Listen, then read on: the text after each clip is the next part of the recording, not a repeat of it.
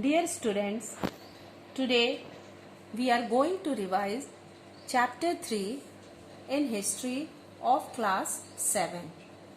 The name of the chapter is the Delhi Sultan. Students, as we saw, before the Delhi Sultans, Rajputs ruled over India.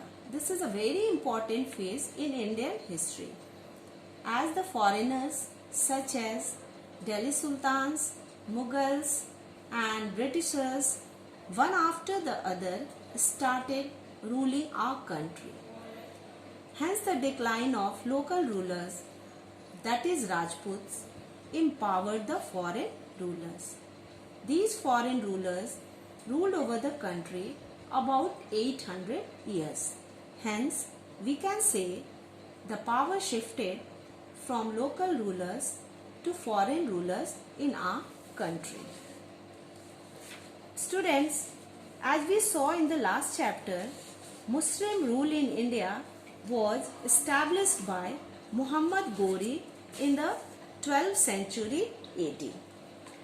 Muhammad Ghori was one of the successor of Mahmud Ghazni.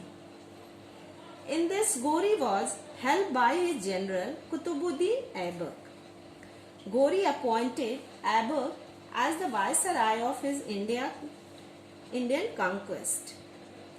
Muhammad Ghori died in AD 1206 as he left behind no descendants. His viceroy declared themselves independent rulers of the regions they governed. Qutbuddin Aibak claimed the Indian territories, which included Punjab, Sindh, the Indo-Gangetic Plains and present-day Bihar and Bengal. He established his capital at Delhi. With the accession of Qutbuddin Aibak to the throne of Delhi begins the history of the Delhi Sultanate in India. It lasted for more than 300 years, from AD 1206 to 1526. The rulers during this period called themselves sultans. Hence, their rule is known as that of the Delhi Sultanate. There are 5 successive dynasties ruled over northern India during the reign of Delhi Sultans. They were early Turkish rulers, or we also call the slave dynasty. The period of this kingdom 1206 to 1290. The main rulers of the slave dynasties were Qutbuddin Aibak, Samasuddin Iltutmish, Razia and Ghiyasuddin Balban. It is to be said Qutbuddin Aibak was the founder of the slave dynasty. Next one is Khalji dynasty.